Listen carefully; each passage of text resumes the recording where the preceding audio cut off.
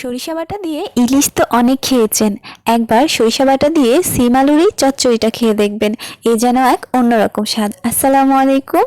কাছে এবং দূরে, দেশ এবং দেশের বাইরে সকলকে জানাই শিমুর রান্নাঘর থেকে স্বাগতম।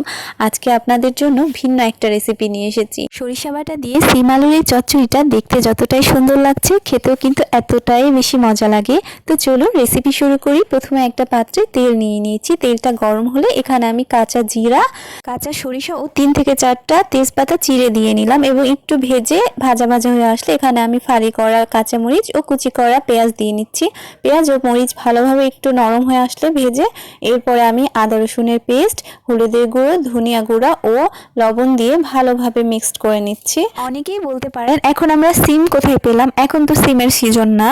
একদমই ঠিক, আমরা আসলে আমাদের যেহেতু গাছ ছিল অনেকগুলো সিম ধরেছিল, তা আমরা অনেকগুলো ফ্রোজেন করে রেখেছিলাম। এখন যখনই মন চায় তখনই বের করে খেয়ে ফেলি।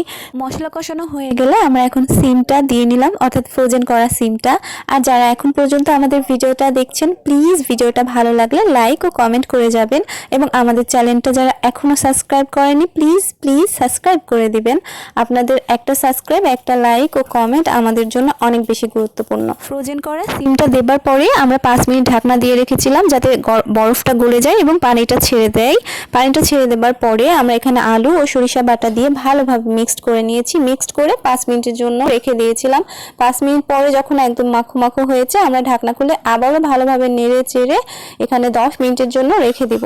10 মিনিট পরে আমরা এই যে আমাদের সিমটা একদম ভাজা ভাজা হয়ে এসেছে, মাঝখানে আপনি একটু নেড়ে চেড়ে দিবেন। তো আমরা এখন আবারও ভালোভাবে নেড়ে চেড়ে 5 থেকে 7 মিনিটের জন্য রেখে দিব চুলোয়। এরপরে আমরা নামিয়ে নিব, আমাদের সিম একদমই রেডি হয়ে যাবে।